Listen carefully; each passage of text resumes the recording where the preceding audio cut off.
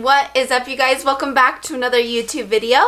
In today's YouTube video, we're going to go over first week home with a lovely newborn. I want to go over exactly how the first week was for me, and I kind of left you off on my last video that we did have to go through something together, and just like the mom challenge I faced right out of the gate of becoming a mother. And you know what? It only made me stronger. It made me that much better of a mother, and I'm thankful now to have gone through it, and I'm just feel blessed to have her here and that she's healthy, and that this is not the worst case scenario, and I don't want anyone to think like I'm blowing it out of proportion or anything like that. It was just something that I went through right directly after birth, and when you know very, very little about it, you know, it makes it hard to go through, and the ways that doctors can make it seem. So if you are curious of how my first week went with this little K-Bean, little Kayleigh, then go ahead and just keep on watching.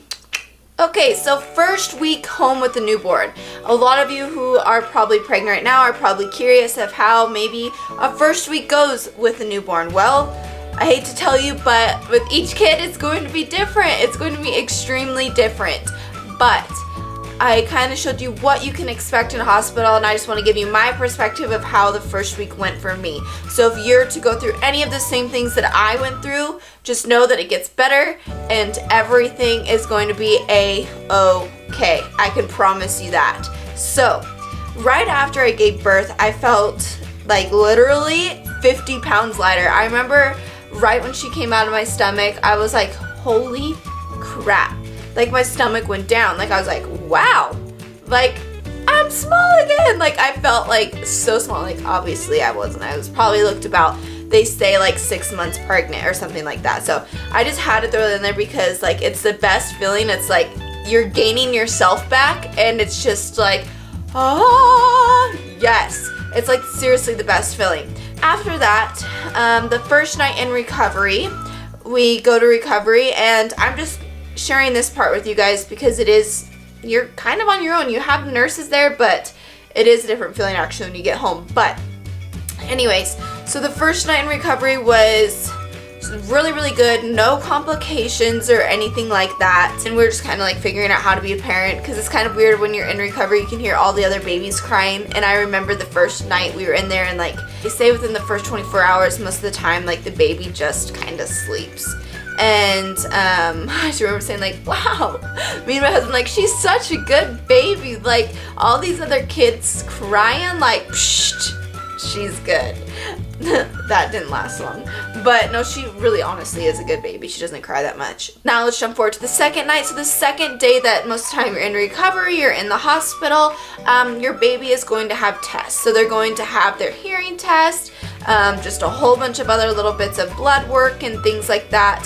Mamas, you'll have your own blood work, and you'll have like your regular checkups. As you are in recovery, they will check up on the baby every like shift change. They will take like their temperature, check their heart, like just all the typical normal checkups. And the same will happen for you as the mother, is you'll have your checkups. At least at my hospital, this is how they did it. So with the testing with the second day, they test for jaundice, bilirubin.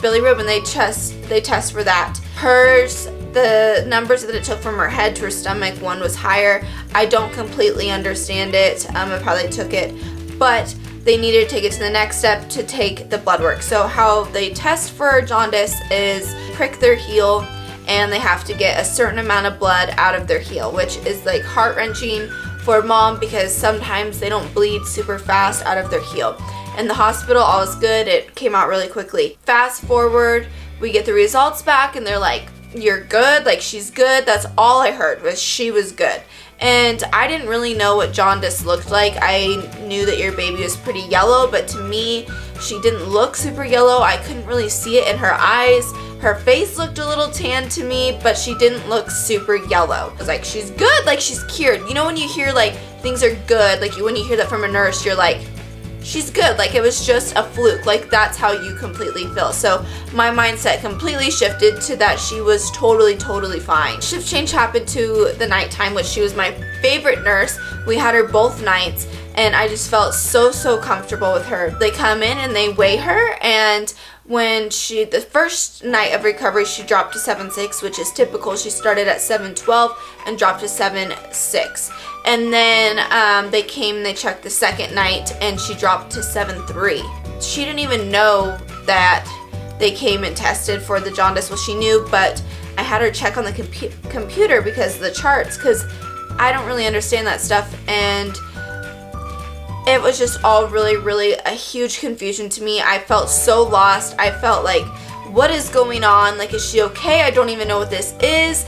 Like, is like she okay? Like, what's gonna happen? You know what I mean? And she's like, well, it's possible that you could have to stay for another night with her under the red light therapy, because that's what they do to treat it. And I was like, no, like, this is not happening. Like, I've been able to hold her for more than 24 hours, and now I'm not gonna be able to hold her for the next 24 hours. Like, that just like was breaking my heart, hearing that. And then they told me, since she dropped so much weight, that we're going to have to start substituting formula. So you breastfeed off of one breast and then substitute formula right after she's done on that breast. And my personal opinion, I am choosing not to put her on formula. It is not something that I choose. And so that was really hard for me to hear. Like, the second day she was born, I was like, formula? Like, no. Like, this is not okay. So I had the choice of substituting formula or breast milk that they have from another female. And I just remember, like, she said, I'm going to give you, you and your husband time to talk about it and see what you want to do. Or you can do nothing. You can just stay on breast milk and hope that her numbers don't rise in the morning when they retake the test of the heel prick, and that you get to go home. And so they leave you like with kind of like, okay, formula, breast milk, or nothing. When I know nothing about jaundice, I just don't really understand it. Like, how long does this last? Like, I wasn't just given any of those answers. And yes, I could have looked it up on like Dr. Google, but I didn't at the time. And probably because I was probably freaking out in my head, to be honest. And I remember, like, my husband was like, because we both want to do things the most natural that we possibly can. And, he thought of, okay, let's do the breast milk, because he's just trying to think of where my head is at, most likely. But then, like, I think it's amazing people who donate milk, so do not get me wrong at all. This is just where my head was at, is I don't know what that person has been eating. I don't know what's in their breast milk, and I know that it is extremely tested, like super tested, and that it is extremely healthy, but I couldn't justify giving her somebody else's breast milk for some reason. And I think that breast milk is for people who can't breastfeed, and for somebody who is in desperate need of it. And I would love to donate breast milk if I have an oversupply. I'd love to give it to anybody who's absolutely in need. But just where my head went was, I have food for her. I have breast milk. I want her to be eating for me. So we decided on the formula when she came in, and I just started bawling, like just crying, like, why is this happening, when literally, like, this is not a huge deal. Like, anything else could have been happening, and it could have been 10 times worse. As a mom, you feel like it's your fault. You feel like, what could I have done so that this couldn't have happened to her? Like, is it what I ate when she was in the womb? Is it, what, because she came a week early, like, what happened? Like, what did I do? And she's kept telling me, like, it's nothing that you did, like, it's absolutely nothing. And she just said, it's typical for Colorado babies to have this. And she said, are you and your husband from here? And I was like, no, we're not. And she's like, well, that can have a lot to do with it as well. I know that other babies get jaundice too. So I don't know. The next morning they test her. They do the heel prick. That's how they test. And they tested at like 6 a.m., which I was so thankful for, so that we could get the test results back and like move on and possibly get discharged. And they say that her number was at a 9. Now, I don't know what the max number was, but she was at a 9, but they couldn't see on the scale.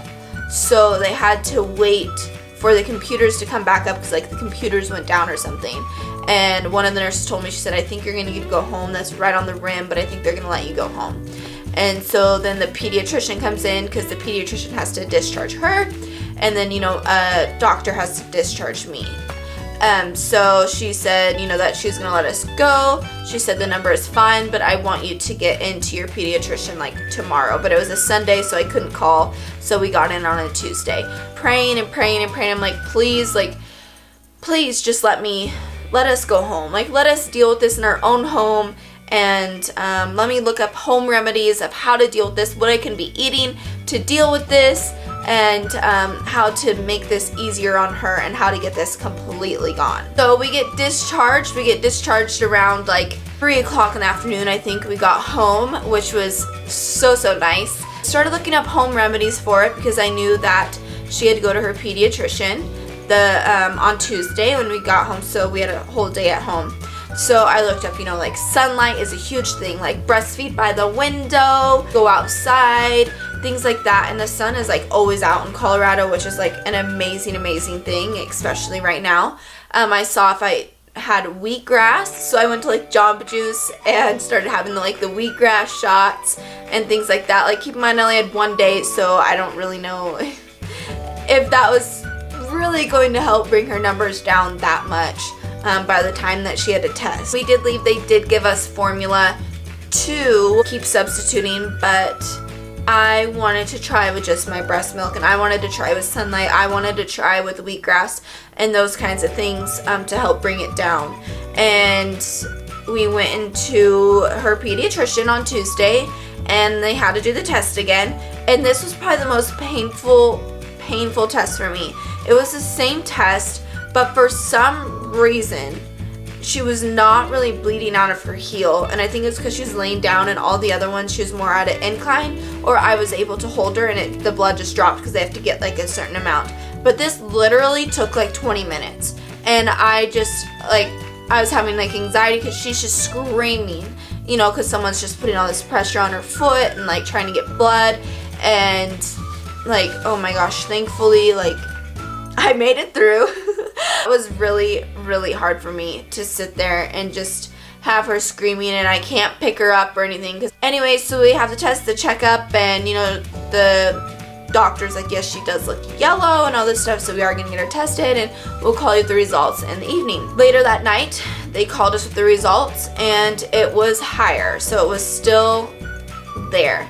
And that was just really heartbreaking for me, and they told me that I had to stick her on formula for the rest of the night, just like straight formula.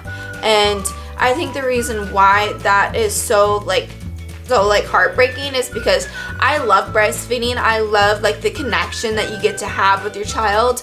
I love that feeling, and it was just felt like it was all being stripped away from me, and I didn't know how much longer I was gonna have to do this, and I was scared of like the nipple confusion or something like that. Jasmyn's parents, I get that call and they're like about to leave, and like I'm on the verge of tears, and I always like hold things in. Like, I don't cry in front of many people, only people that I'm very comfortable in front of. I got that call, and it was just so heartbreaking.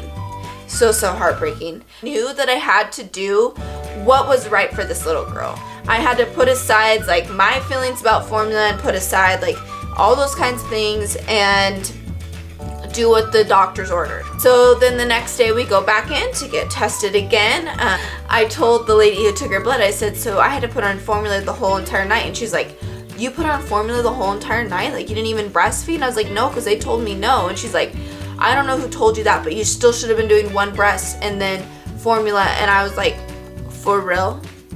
Like, seriously? Like, get y'all's communication right, because this mama ain't happy. This time they did the test, and I was able to hold her, and the blood went shh, and she stayed asleep during the whole thing. So then I get the call a little bit later that evening, and her bilirubin went down, her jaundice went down, and I was just able to fully breastfeed.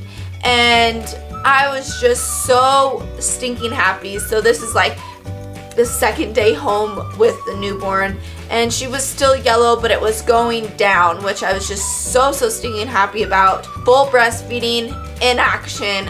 I was happy. So that was more like my traumatic, I guess, of what happened during my first week home with a newborn. Her sleeping, her first night home was like up every like hour, literally every hour. And you know, like, me and my husband are trying to figure this crap out, like how to be a parent. Like, this is like so new to us, obviously. First time parents over here. I think it all had to do with her swaddle, like suck at swaddling, number one. So that was not good. But the next day I went and bought the Velcro swaddles and she slept like a dream. She is a sleeper, which I am happy about. She, at least during the first week, she was a sleeper. And I have to wake her up every 3 hours, so I have to set alarms on my phone to wake her up every 3 hours throughout the night to feed her. I have to say, like, I've been pretty darn blessed with a pretty easy newborn, especially the first week. She slept a lot, and I just wanted to say one more thing in this video to help people who are dealing with, they're literally about to give birth, and maybe you and your spouse are deciding who should be in the room, your visitors and things like that. And after going through this, I have to say that I'm so happy that I stuck to my guns of who was allowed in the room and how long people were allowed to be around me and this child. We didn't have like a lot of visitors or anything like that because we have a very small family, but the main person I am comfortable around is my husband and my mom and my brother. But it, you know, like I don't know how else to explain this other than I think maybe from another female to female you might understand. I understand that everybody's family is different, but I am super close with my mom, and during this time of your hormones being emotional and up and down and just not knowing what's going on, the only advice I want is from my mom. I don't want it from anybody else. Maybe a doctor or Google, but I don't like trust any doctors. I just don't. After like everything that I've gone through, I don't, and my own research is the absolute best. My mom was the only person I wanted advice from. My mom was the only person I wanted around because I knew that she would not overstep any boundaries, and she would give me the advice when I asked for it, and she just would be a help around the house instead of like a stress or anything like that. I had her here for 2 weeks, so 14 days she was here, for which I was so incredibly grateful for, just from the emotion of, you know, the jaundice and having other people around and all that kind of stuff. It really helped having like just a wall to bounce off of and somebody to talk to during this time, and to know that everything that I'm going through and all the emotions that you do feel is okay, and they are okay to have, and they are valid. Know that you are not crazy and you will get through it. And I just really suggest, before giving birth, talk to your spouse and have a plan of who can be around and how long they can be around. Because if there are people who stress you out, if there are people who maybe your personalities just don't match up, set a time frame. And you and your spouse need to be on the same page, and so that there's no confusion, especially when the newborn's here, because this time is about you, about your family. So do absolutely what is best for you and for that baby, because during this time it is about you. So do not forget that. I'm really happy that I did stick with those boundaries, is all I have to say. And really do that during your first week, and do not let people come around until you are ready. Just do not let people come around until you're ready. If that's 2 weeks, if that's a month, girl, it's all about you, okay? Like, and you and this baby to get a hang of each other and get to know each other and get to know your schedules and of how it's going to be. Now, you can't set like an exact schedule because every day is different, but you get what I'm saying. Rest, take a nap when the baby's napping. That's one I'm still learning, because I'm like, no, like I still got so much to do. Like I need to go do that. My mom's like, no, rest, like sleep, okay, sleep. And I'm like, okay. It's my first week with little Kayleigh, first week with a newborn, and I am going to do like a day in the life, things like that, so you guys can really see what it's like with a newborn. Yeah. So you can really see. But anyways, guys, I love you all so much. Did you poop? It stinks. Hey, it's okay. When rocking's not working, you know you gotta go. Okay, anyways, guys, I love you all so stinking much, so much. I hope that you enjoyed this video and got something from it, and just know that everything you're going through, it's all going to end up okay. I promise you. I promise. Just surround yourself with positive people and people that are going to uplift you during this time. That is the most important thing. And I love you, and make sure you guys subscribe on your way out. And do not forget to follow my social media. And if you want to be notified every time I upload a video, then hit that little bell over there next to the subscribe. And yeah, I will catch you guys in the next video. I hope you guys enjoyed this one, and I love you, and it's time for us to go. Bye, guys.